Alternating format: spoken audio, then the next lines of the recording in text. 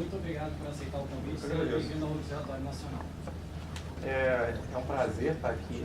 Estou achando engraçado essa coisa de estar com o microfone na lapela, mas na verdade eu nunca tinha vindo especificamente ao Observatório Nacional. Meu contato mais com essa região era por conta do MAST. Eu trabalho na Fundação Oswaldo Cruz, no Museu da Vida, né? E por conseguinte a gente tem muita parceria com o MAST, acabo tendo mais contato com eles, que compartilham esse grande espaço aqui. Bom, eu dei uma palestra similar a essa no Instituto IDOR. Os exemplos eram muito mais de biologia. Eu sou biólogo de formação e, obviamente, isso acabou versando sobre um tema que eu tenho muito mais proximidade.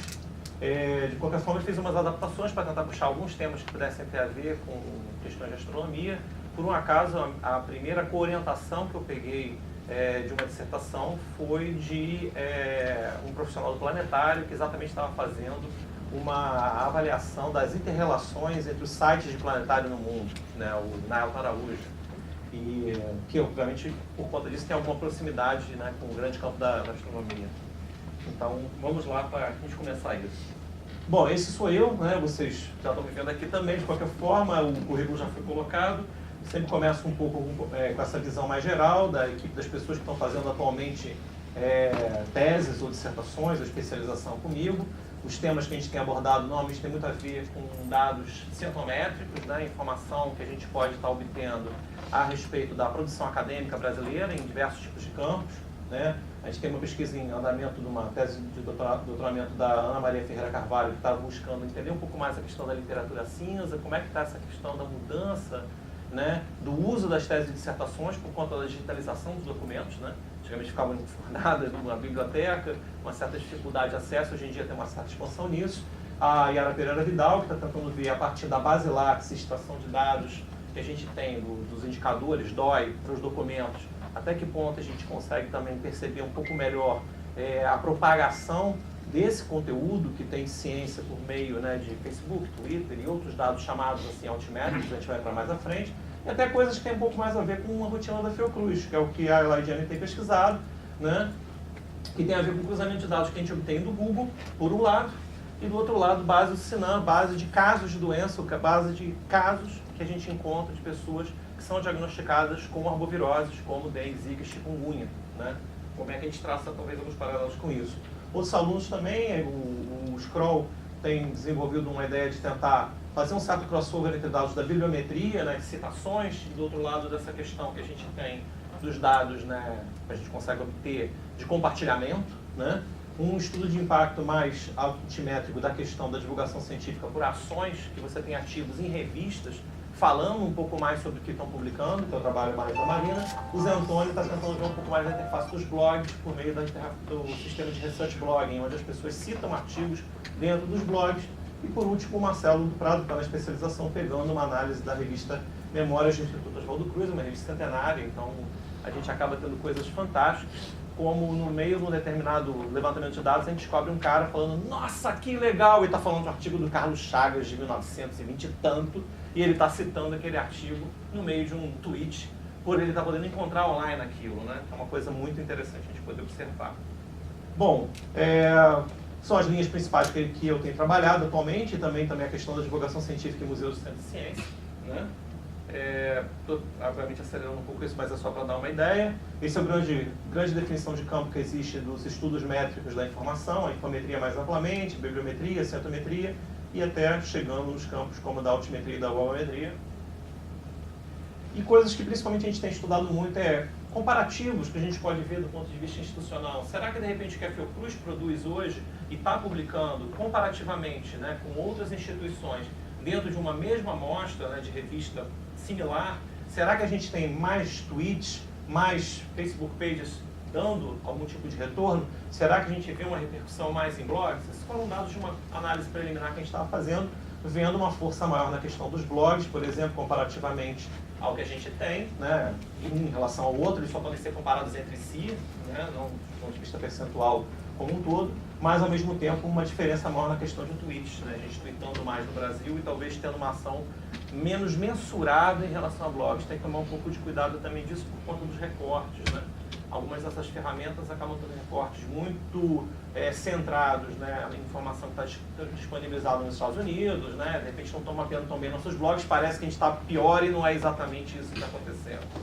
Bom, outros tipos de estudos que a gente faz, né, tentando entender um pouco mais a instituição, como é que ela se posiciona entre outras instituições na internet, até que ponto a gente é um cut point, né, para outras instituições brasileiras, que de repente têm acesso a essa comunicação em rede com outras, num processo de navegação pela web, ou até mesmo, como aquele caso que eu citei da Eladiane, a gente vê uma situação em que a curva de buscas dentro do Google pelo tema Zika, ele tem uma certa similaridade com o número de casos, ou seja, as pessoas ficam doentes, naturalmente elas vão consultar o Dr. Google, né? E aí o Dr. Google é consultado paralelamente, às vezes até por essa curva parece até que ele é consultado antes da pessoa ir no médico. Não dá para a gente poder definir isso assim ainda. Isso é ainda, primeiro, uma normalização a máximos, não tem grande tratamento ainda de dados aqui, mas é uma imagem relativamente forte e normalmente boa para a gente usar numa palestra para chamar a atenção de possíveis potenciais que tem nisso, né?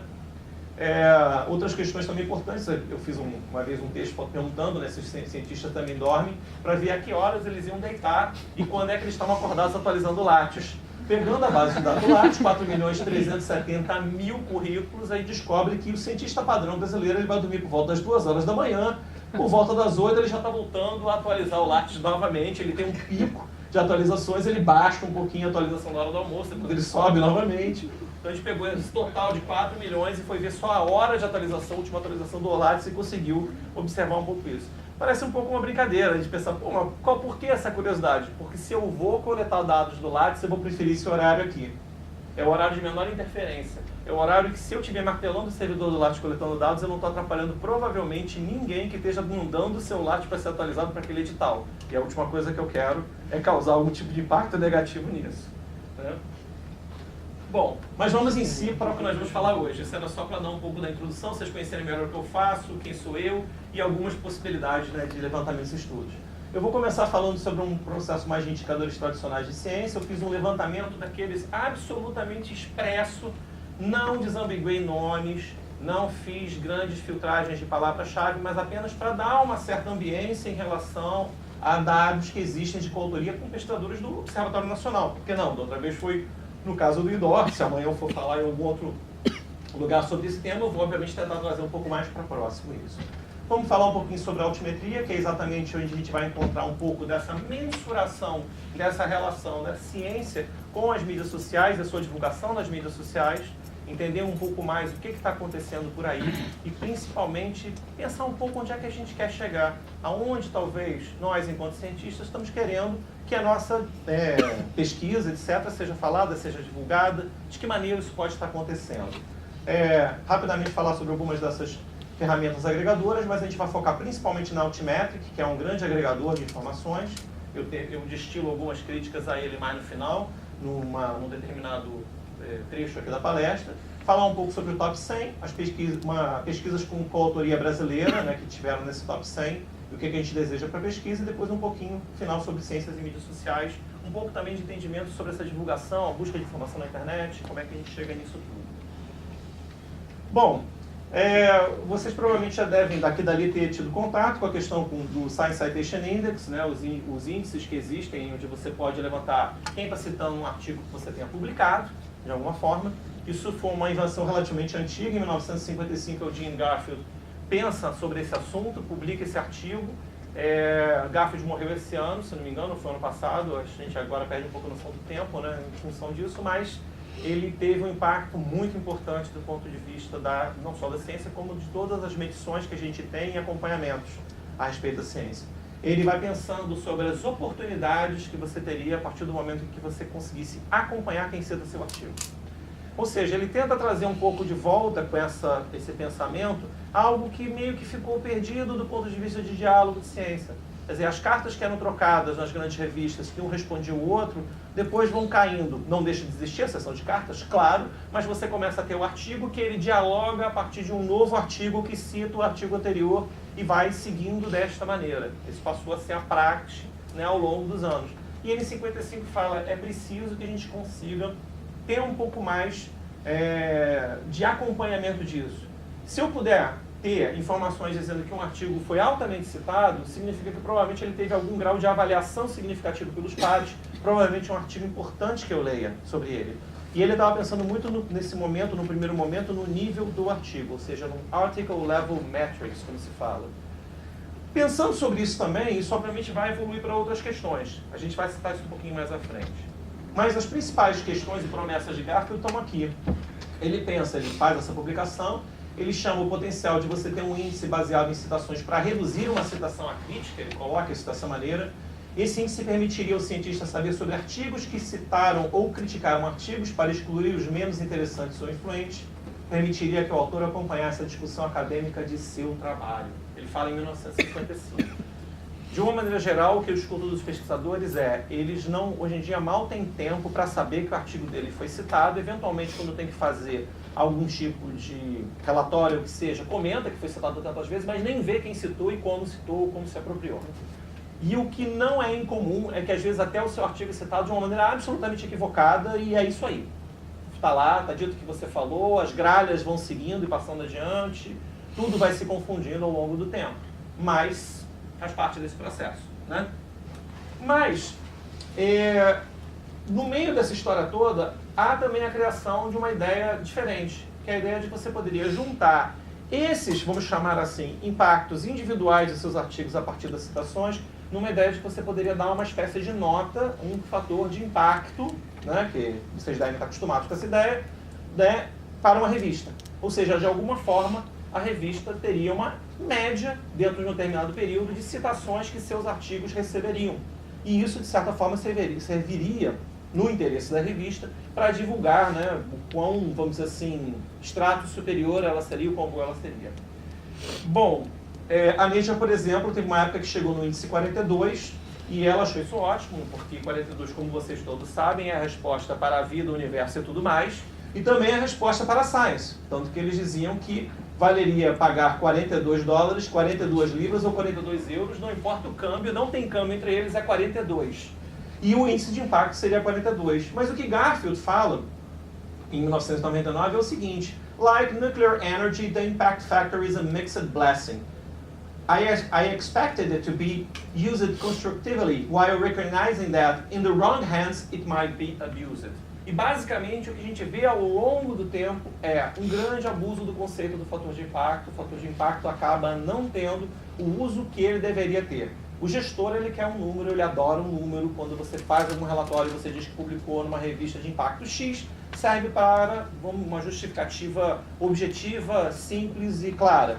Por outro lado, não era esse o objetivo original quando foi pensado o processo do fator de impacto. Ele não estava exatamente com essa ideia de que você poderia utilizar isso meramente como um validador. Até porque Garfield sempre disse que o fator de impacto ele é muito diferente de acordo com a área. As áreas têm ritos diferentes de citação e, por conseguinte, você não pode comparar o fator de impacto de uma revista de biologia com uma de astronomia, por exemplo. Elas vão ter perfis absolutamente diferentes.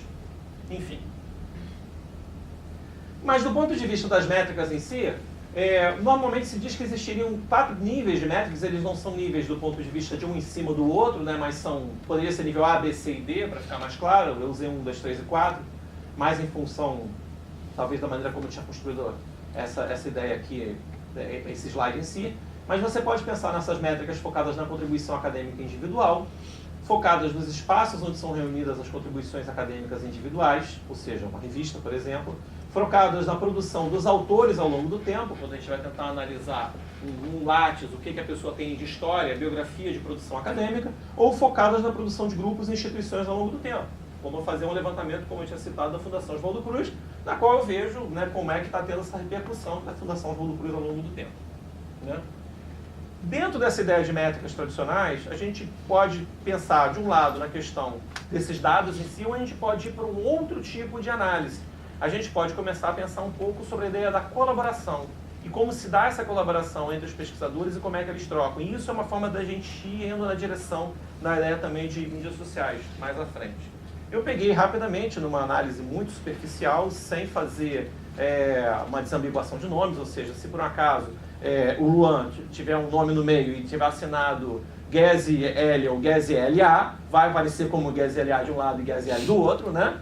Então, não fiz essa desambiguação, mas, de qualquer forma, pelo uso de um software chamado VozViewer, que é da Universidade de Leiden, você pode pegar rapidamente os dados que tem, por exemplo, na Scopus. Esse aqui é só um levantamento na Scopus de tudo que foi produzido pelo Observatório Nacional, e você vê a formação de grandes clusters aqui, né?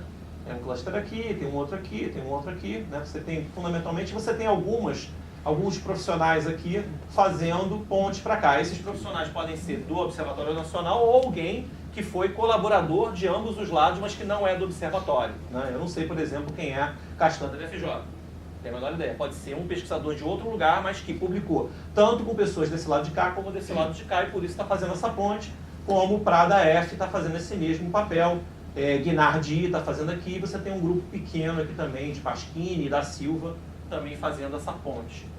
O VozViewer, ele permite você, além de ver isso, ele te dá uma visualização muito interessante, onde você consegue ver ao longo do tempo, né, e pela preponderância de produção ao longo do tempo, ele colore os gráficos. Então você vê que esse é um grupo muito maior e que está produzindo significativamente do ponto de vista de algo mais recente. Esse tem uma idade um pouco mais média. Esse aqui provavelmente está mais pelo período de 2010 como seu pico de produção, né? Tem uma distribuição nesse sentido, e ele permite uma observação muito interessante ao longo do tempo. E você pode também, ele tem também uma última visualização bem legalzinha, onde ele tenta fazer um mapa térmico, que ele tenta exatamente aproveitar o volume de produção para gerar ali a área térmica ali, vamos chamar assim, ou o volume de pessoas envolvidas também. Tem uma certa interferência de uma coisa na outra que complica um pouquinho a história.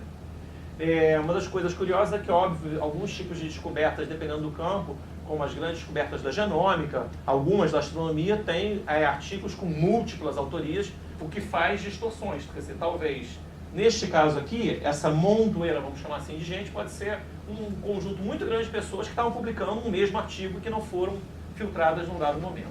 Bom, fora isso, é possível também a gente observar por palavra-chave, que é também uma ideia muito interessante. Rapidamente você joga os dados aqui dentro, ele faz esse levantamento, mostra as palavras-chave que estão mais sendo utilizadas e tenta fazer alguns tipos de clusters possíveis pelas palavras-chave.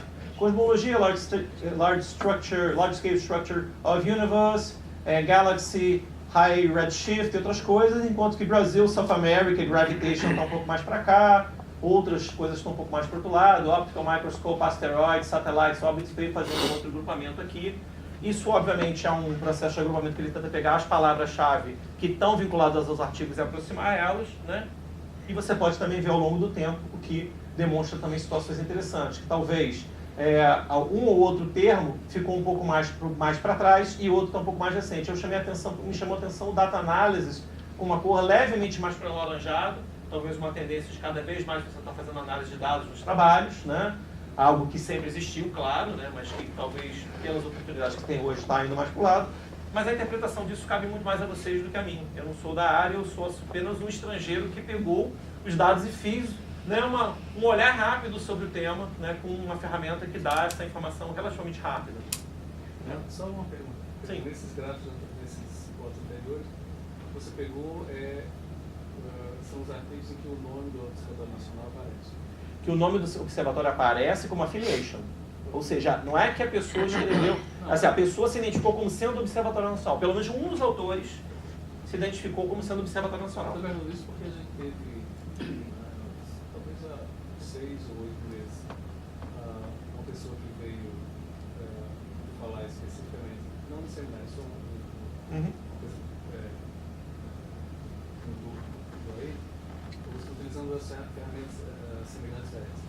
Mas nesse caso, quer dizer, ele ia para todos os pesquisadores, é uma coisa mais específica do OI. Ele não pegava somente a affiliation, pegava, enfim, os nomes dos pesquisadores e fazia no pesquisador, e aí a coisa era um pouco diferente. Sim, pode dar uma diferença.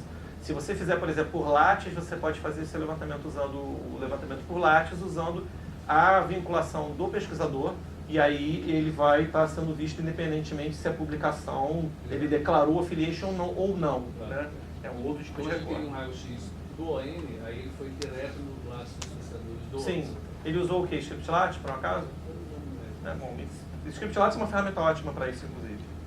E aqui é a mesma coisa, só com o mapa térmico, né?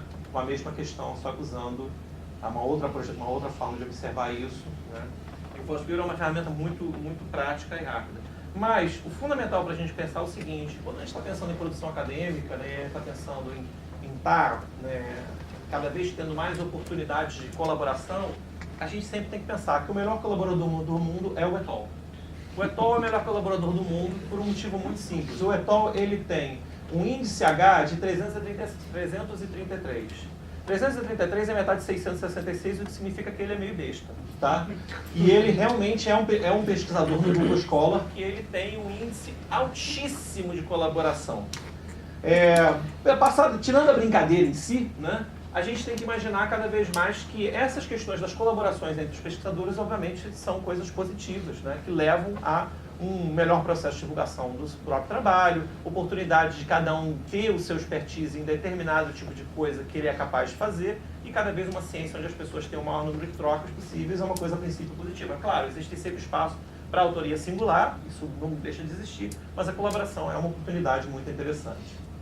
Falando um pouco sobre a altimetria, então, em 1995, a Márcia Bossi, ela é uma professora lá da UF, ela estava passando um tempo fora, pelo que eu levantei, estava na França, e ela, não sei se era um doutoramento dela na época, ou se era um pós-doc, o que era, e ela publicou esse texto em 1995, chamado The Last of the Litter, né, o último da ninhada, Netometrics, e ela faz uma proposição em 95 de que a internet poderia modificar bastante as coisas. O fato de você ter a internet como um ambiente de alto volume e rico em trocas poderia exatamente servir para oportunizar uma série de outras coisas. O curioso é que, como ela publicou isso num texto publicado em inglês, numa revista francês e online, isso, no final das contas, acabou ficando muito obscuro, pouco conhecido, né, e é muito pouco lembrado. A definição dos campos, né, voltados para estudos de web para a parte de ciência, né, a webometria, eles vão ser definidos em 1997, né, e ninguém lembra do trabalho da Márcia Bossi. Então eu gosto sempre de lembrar aqui, que é uma pesquisadora brasileira que teve foi visionária nesse ponto. Eu não tive a oportunidade de conhecê-la pessoalmente ainda, mas eu achei um texto sensacional nesse ponto, né, de especificamente estar antenado com essas questões todas. Bom, por outro lado, a Stephanie Hausen, que é uma pessoa, uma pesquisadora, a Heather Pivovar, que é uma pesquisadora muito importante, ela chama a atenção disso. Citations are not the only way to represent the impact of a research article. A few alternative indicators have been the subject of webometrics and bibliometrics research for years, including download counts, ou seja, o levantamento realmente de quanto você está tendo de download de artigos, né? And mentions and patterns. However, as scholarly communication moves increasingly online, more indicators have become available. Né? Você começa a se preocupar com how many times an article has been bookmarked, blogged about, cited in Wikipedia, and so on. Ou seja, começa a modificar um pouco essa percepção. A gente começa a ver que se as pessoas estão falando em ambientes de mídia social, se as pessoas estão citando esse artigo numa Wikipédia, se as pessoas estão, de alguma forma, marcando esse artigo para uma leitura posterior, com bookmarks sociais ou com outro tipo de ferramenta, isso começa a ter uma importância para a gente. A gente está percebendo aquilo que a Márcia Bossi chamou, assim, numa certa alusão ao título do livro do Latour, né, que você vê a ciência em ação, né?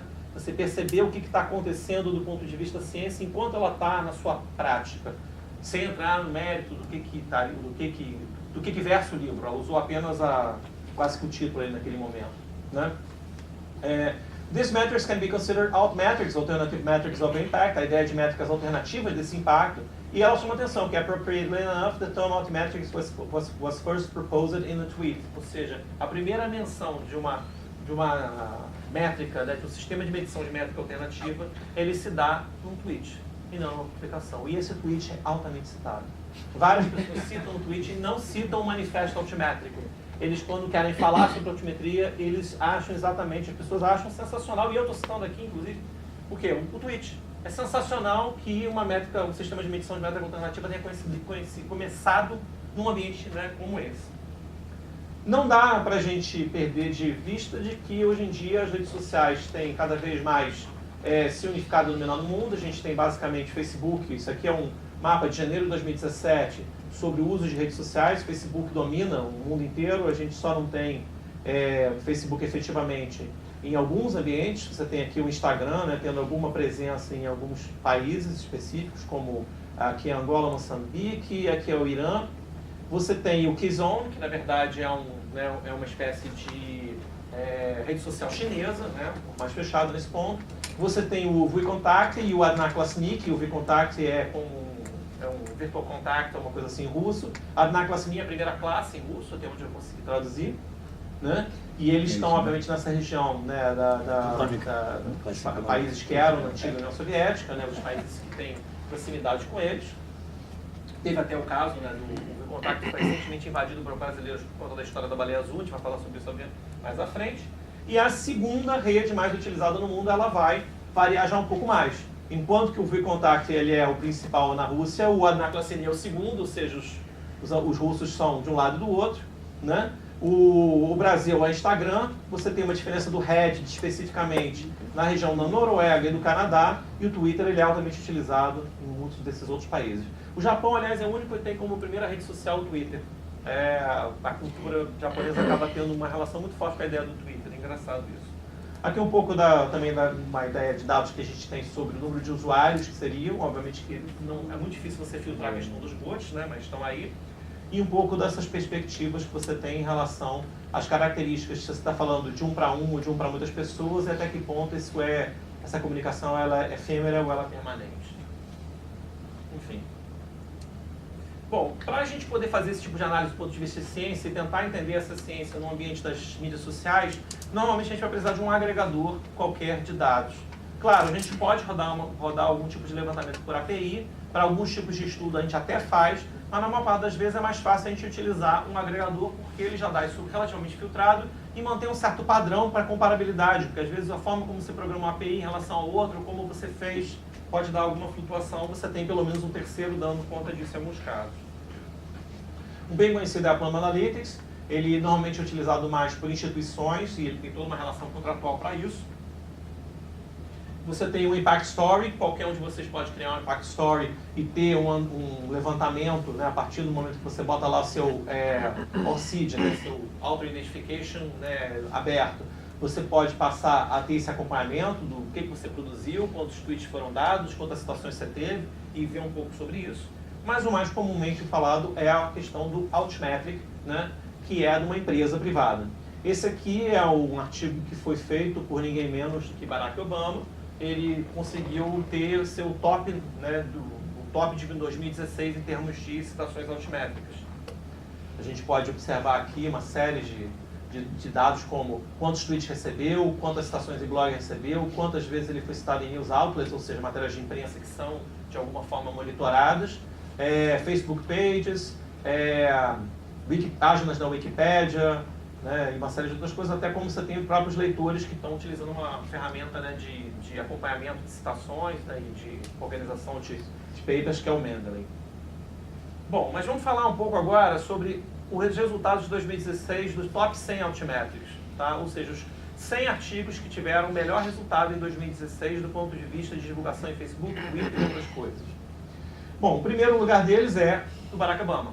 Barack Obama conseguiu o melhor resultado de todos, chegou no índice deles, que é o índice que eles chamam de Altmetric Attention Score, de 8.063. Eu já de antemão digo para vocês, esqueçam o índice, porque esse índice ele é calculado apenas porque eles querem ter um índice para ranquear as coisas. É o que chamam até de Kardashian Index, tem um tal de índice Kardashian que o pessoal criou para exatamente falar isso. A pessoa é uma celebridade, se ela escrever um artigo científico e publicar, vão falar loucamente sobre isso. Então, esqueçamos o Barack Obama. O Barack Obama está com cura, é outra história, e ele está sobre um celebrity effect, então podemos criticar isso à vontade. Mas sensacional a gente ver isso aqui. Esse é um artigo que tem coautoria de brasileiros. Depois, o próximo, eu só peguei os brasileiros aqui.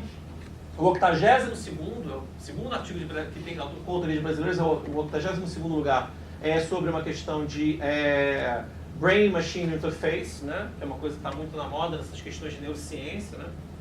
Depois você tem esse aqui, que foi o 85º, que fala sobre a associação que você tem a respeito da, vamos dizer assim, da disposição dos pelos faciais. Esse eu já achei um pouco curioso, mas de qualquer forma foi o número 85.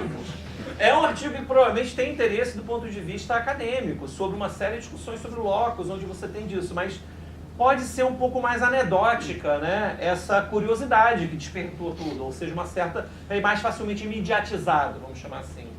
E você tem no 92º um artigo sobre a questão, né, do Zika vírus, né, em mulheres grávidas no Rio de Janeiro. Esse artigo teve um dos coautores lá da Fundação Oswaldo Cruz, né, e foi um artigo muito interessante nesse ponto, a gente vê a ciência brasileira ali falado sobre uma temática como essa. Mas o que a gente deseja para a nossa pesquisa? A grande questão é estar no final das contas nisso. A gente deseja ser o Barack Obama? Eu acredito que não. Nosso objetivo não é esse. A gente está falando de uma ciência que a gente quer que cada vez mais esteja disponível para que os nossos pares possam estar debatendo. E quem sabe também que a própria população tem interesse sobre ciência. Sensacional as pessoas se interessarem por ondas gravitacionais. Eu fico, assim, super emocionado de perceber que as pessoas, de repente, estão falando sobre isso. Se a gente pode falar sobre tantas coisas e o brasileiro se torna especialista em 2 segundos a respeito de qualquer coisa, eu acho sensacional que a gente tenha a oportunidade de estar falando sobre temas de ciência, para que eles se tornem especialistas em ciência. Mas veja bem, este é o artigo do Barack Obama. Olha quantos tweets ele tem. 8.240 tweets. Olha quantos news outlets ele tem. E olha quantas pessoas pegaram esse artigo para ler e colocaram no meio. 50. Vamos comparar com o 3º lugar, que eu acho que tem uma... É justo, né? A gente está pegando alguém que está próximo nessa posição. Nós estamos falando aqui sobre ondas gravitacionais, né? E você teve um índice de 4.700 e blá blá blá, né? Vejam bem, 4.171 tweets, 111 news outlets, 2.393 artigos colocados para dentro do Mendeley. Ou seja, a gente começa a perceber que há um certo, sim, descompasso entre o que é a divulgação que a gente vê de mídia social, por um lado, e o que isso reverte em conversão no uso disso. Mas, para mim, é razoavelmente evidente pensar que é também esta divulgação, tendo um tema de ciência de interesse, que também vai levar a essas oportunidades aqui. Então a gente não pode descolar disso, mas a gente não tem que querer ser o caso Obama. A gente tem que querer estar, eventualmente, podendo divulgar um trabalho que ele é consistentemente, academicamente significativo dentro desses ambientes, para que tenha oportunidade de leitura. Vou citar um caso, assim, existe um caso objetivo de um artigo em que foi publicado uma revista de economia e que ele teve lá, o artigo foi o melhor artigo de todos os tempos daquela revista, tá? Especificamente no campo da altimetria. Os indicadores são maravilhosos. Você vai ler os tweets que estão falando sobre o artigo. Basicamente eles dizem, fechem as carreiras de ciências políticas do Brasil. O outro tweet fala, ninguém entendeu o que está escrito nesse artigo, a não ser os seus autores. Um terceiro tweet falando, péssima teoria e no inglês de 5ª categoria. Ou seja, você pode ter um resultado muito positivo, mas que, né, do ponto de vista numérico, no ranking, etc., por conta de uma avaliação negativa também. E também não é isso que a gente quer. Então, óbvio que assim, os números ajudam a gente a fazer certos acompanhamentos, mas o olhar qualitativo do que a gente tem, a oportunidade que a gente passa a ter de conversar com os nossos pares se dá também por meio disso. Aqui é o último caso, o Zika vírus também, que é aquele que está em 96, né? Ele também vai ter um número de Mendeley, 303 Mendeleys, bastante legal, claro, o outro está em 3º lugar, teve uma divulgação muito maior, mas mesmo esse está no 92º, ele tem 10 vezes mais leitores no Mendeley do que tem o artigo do Obama. Né? Só para a gente pegar uma ponta e outra. Bom, agora vamos falar um pouquinho sobre a questão dessa ciência em mídias sociais. Parte do que a gente começa a falar daquilo que está sendo divulgado em mídias sociais, no final das contas, leva ao quê? Leva a uma oportunidade das pessoas se interessarem sobre o assunto e buscarem informação sobre isso. Isso aqui é o Google Trends do termo Gravitational Waves durante o período que foi lançado aquele artigo. Basicamente, teve um momento em que as pessoas tiveram algum interesse, em janeiro de 2015, pequenininho, mas aqui é quando sai o artigo. O artigo sai em 12 de fevereiro de 2016. Precisa ter um pico de interesse súbito das pessoas procurando pela informação sobre ondas gravitacionais. Podem ser jornalistas, podem ser pessoas, pode ser qualquer um. Aqui o Google não está fazendo nenhum tipo de filtro. A única coisa sendo dita é o seguinte, em todo mundo, durante este período, para toda e qualquer categoria, em pesquisas na web, ou seja, digitou lá no Google e fez Enter, você teve um pico que ocorreu exatamente com o lançamento desse artigo e teve essa divulgação. Que é exatamente Observation of Gravitational Waves from a Binary Black Hole Merger. Aqui, por exemplo, é um outro caso, esse era eu levei para o IDOR, que era o caso do TIMP2, era uma proteína que eles descobriram, quer dizer, eles estavam, se suspeita, não é um trabalho do IDOR especificamente, mas é um trabalho da área de biologia, em que eles têm interesse na ideia de que possivelmente essa proteína TIMP2, ela poderia ser utilizada para ajudar a um certo rejuvenescimento cerebral, porque eles descobriram que quando você circulava o sangue de um rato mais novo, né, ou para com o rato mais velho, o rato mais velho ficava um pouco mais jovem cerebralmente, né?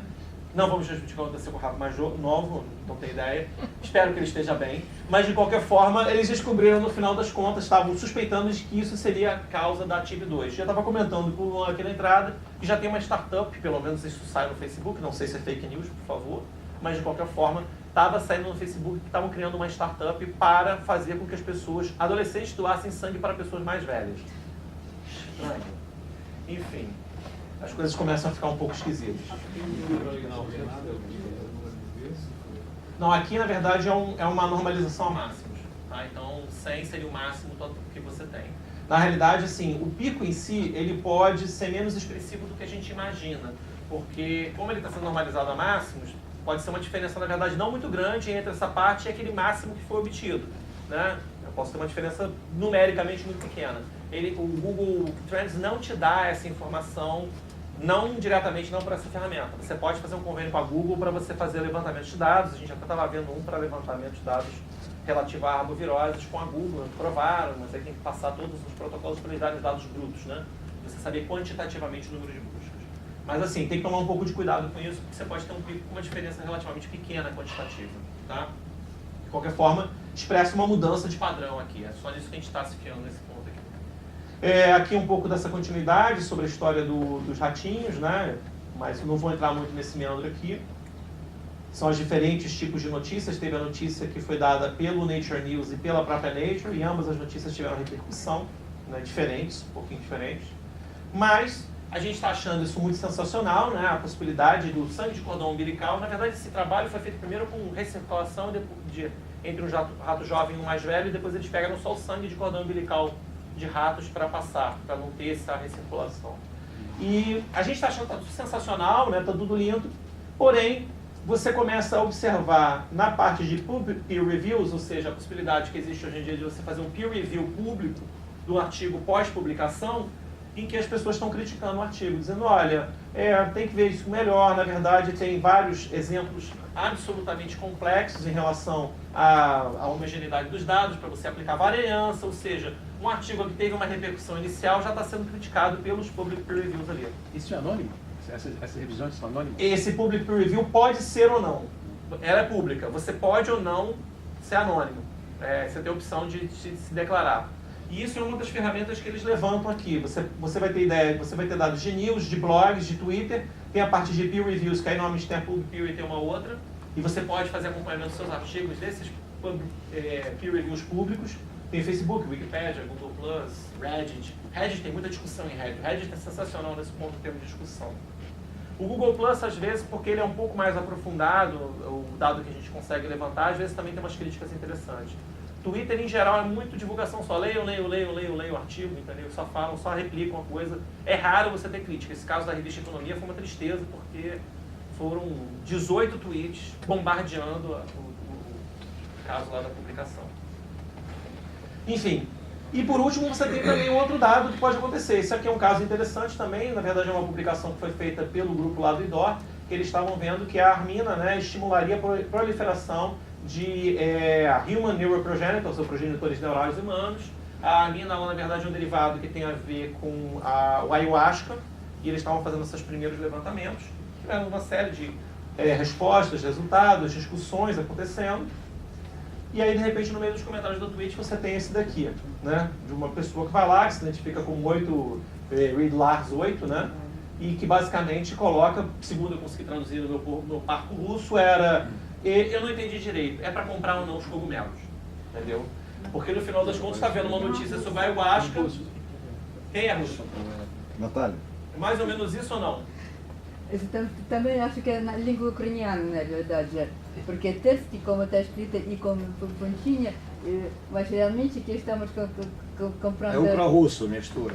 É Rota Nilanyala. Só tô palhando. É. Algo Algo tem... que não dá para entender. Estamos adquirindo fungos? Não, não é? Meu parco russo não dá para muito mais do que isso, tá? Mas parece que ele está dizendo alguma coisa sobre, porque eu consegui tacando no Google Translate alguma coisa, e meu par conhecimento de russo era que é para comprar uns cogumelos. Na verdade, eu acho que nem é cogumelo, tá? Só... Mas linguagem não literária. É muito não literária, exatamente. Essa primeira parte aqui foi bem difícil exatamente porque é meio uma linguagem mais popular. Enfim. Desculpe. Alguém traduziu para bagulho.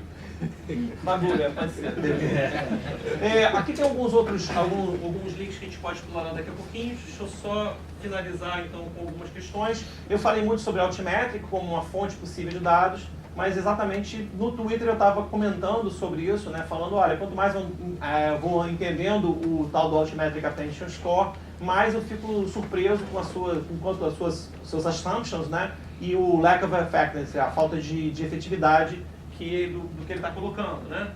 E aí ele vai falando sobre várias coisas. Na verdade, eu faço uma crítica aqui pública no Twitter dizendo que você, como é que só calcula o posicionamento no ranking no momento que há uma citação àquele documento, se você parar de citar aquele documento forever, ele pode ser o primeiro lugar para sempre, porque ninguém nunca mais citou, então não é recalculado, né? Então, que do ponto de vista de ranking, ele não é ranking nenhum, ele tem um problema na concepção de ranking, né? E aí foi exatamente essa colocação. E o que foi bacana é que você tem essa ferramenta fantástica do Twitter, é que o Ian Audi, ele é exatamente o dono do Altmetric, ele vai e responde. Ele vê que eu comentei sobre isso.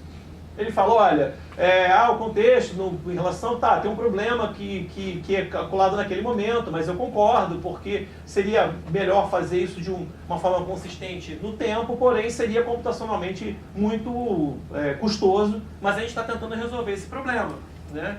Óbvio, ao final, na minha sequência de comentários, eu digo que, tendo dito isso, a Altmetric é um dos melhores agregadores de dados altimétricos para o Research Outputs, ou seja, é uma ferramenta fantástica para levantar esses dados, o que obviamente ele curtiu e achou uma coisa muito positiva, pelo menos ser terminado dessa maneira. Por último, não menos importante, só para pensar um pouco o seguinte, do ponto de vista do potencial que o Brasil tem. Isso aqui foi um levantamento rápido feito no Google Trends. Eu quis entender um pouco essa discussão toda que estava tendo sobre baleia azul, né? Baleia azul em russo é Sinikit? Sinikit. Exatamente. Catei para descobrir esse troço, que era Sinikit, botei lá baleia azul e descobri aqui a linhazinha do russo, né? Que a gente tem de buscas pelo termo baleia azul. Muito bem, está tudo indo lindo. Você, de repente, subitamente aparece Blue Whale, começando a entrar num trending diferente aqui, né? As pessoas buscando. De repente entra Niebski Wielerov, que seria em polonês. Subsequentemente você entra com Balena albastra, que é em romeno, até que finalmente chega em baleia azul em português. Gente, estava tudo indo muito bem, os russos estavam lá, né, os romenos, o pessoal estava indo, entrou o Brasil. O Brasil ele começa aqui dando uma pequena curiosidade no começo e subitamente essa cor faz isso. Zum. Ela, só nessa esticadinha que ele deu aqui, ela botou em 75% o pico que você teve em russo de busca pelo termo. E vou dizer uma coisa para vocês, ele continua isso, sobe até tornar isso aqui tudo um tapetinho que não chega a 25.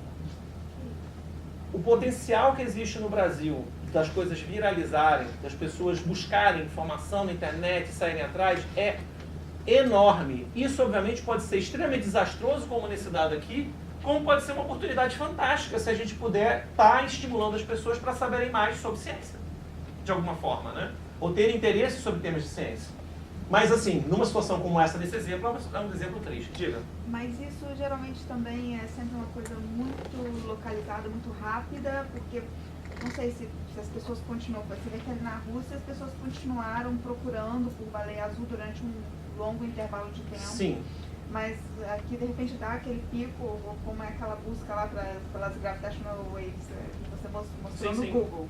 Talvez aquela da gravitational waves, na verdade, como eu tenho o termo em inglês, na verdade é uma situação provavelmente de interesse que houve global sobre o tema para poder escrever matérias, uma resposta à curiosidade que foi levantada. É o que eu imagino.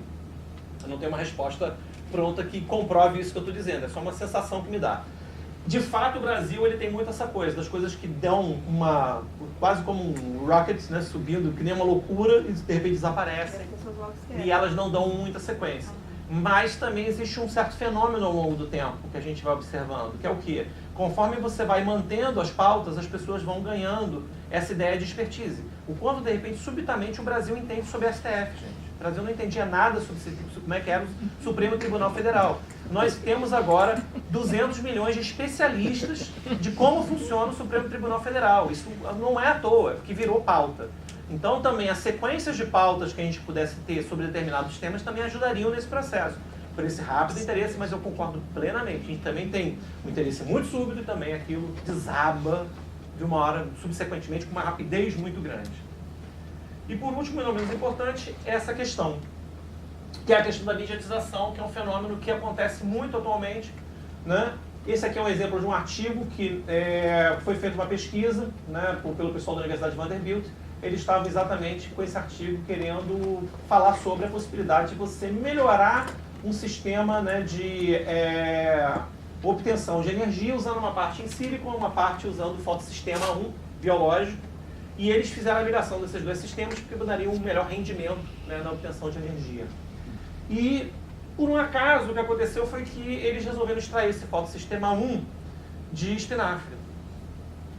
O modelo experimental clássico de biologia para a área de, pelo menos na época que eu fiz isso, em 1990, né, quando eu entrei no laboratório de biologia vegetal, a gente normalmente usava a Arabidopsis thaliana, né, que é muito fácil de você propagar, você consegue em laboratório a quantidade boa, tal, retira, extrai e outras coisas. Independentemente disso, o espinafre é uma boa fonte, pode ser, mas a grande questão é isso aqui. Cientistas turbinam a produção de energia solar usando espinafre. Você passa a ter uma mediatização daquilo e uma possibilidade de você vender a ideia daquela ciência porque você diz que você está associando aquilo ao espinafre. E o espinafre, no final das contas, é associado à ideia de papai, energia e uma série de outras coisas. Bom, você lê o artigo científico e você descobre que a única coisa que ele alterou foi na parte em sílico. Ele pegou o fotossistema de espinafre, ele podia pegar o fotossistema 1 biológico de Berthalia, ele podia ter pego de couve, ele podia ter pego de Arabidopsis thaliana. Por que ele pegou de espinafre? No fundo, eu não vou conseguir saber se é verdade ou não, né? A ideia é de que houve uma certa intenção de mediatizar a questão. E isso é uma coisa também que a gente tem que tomar cuidado de não estar fazendo, né? Tem que tomar cuidado para que a gente não esteja mediatizando demais aquilo, ou seja, a imprensa começar a pautar os modelos experimentais e a pesquisa que é feita ao longo do tempo. Que é também um risco muito grande, que aí tem aquela discussão clássica de ciência básica, ciência aplicada, etc. O que dá mídia, o que não dá. A gente tem toda uma preocupação com isso para não deixar isso acontecer. Outra matéria, espinafre dá potência às células solares, não é espinafre que dá potência. Espinafre aí foi apenas uma opção. A célula híbrida ela não teve modificação na parte do fotossistema de espinafre, mas foi ali colocada. Enfim, tendo dito isso e colocando essas questões, acho que já está mais ou menos fechado o que eu queria falar. Eu tenho apenas um exemplo aqui que eu queria abrir rapidamente, se eu conseguir, só mostrando o que sai quando vocês... Quando faz o levantamento do Observatório Nacional, deve funcionar porque eu tenho proxy nessa máquina.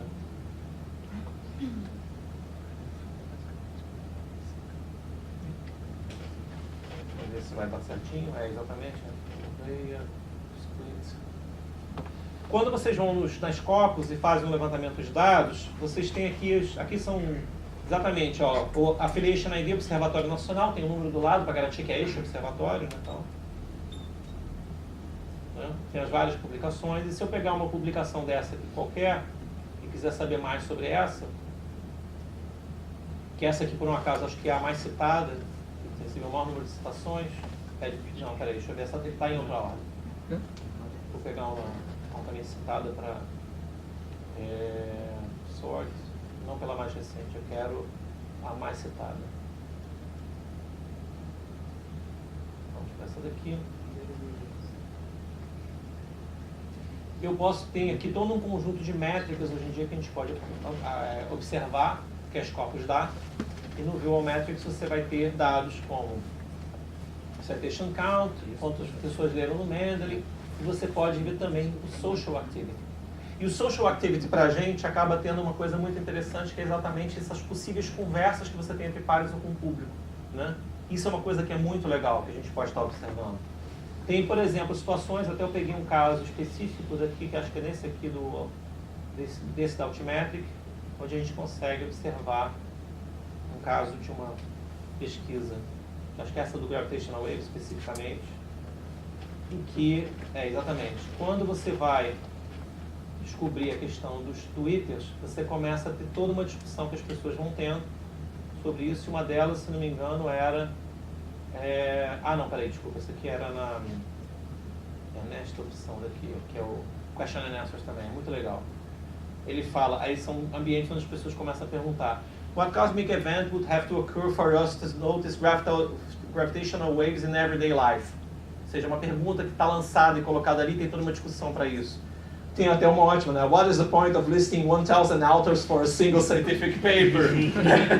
E você tem toda uma discussão possível aqui. E é muito legal, porque esse artigo gerou muito Q&A, entendeu? Aí você tem várias opções de discussão. What was the frequency of the gravitational wave recently detected and why?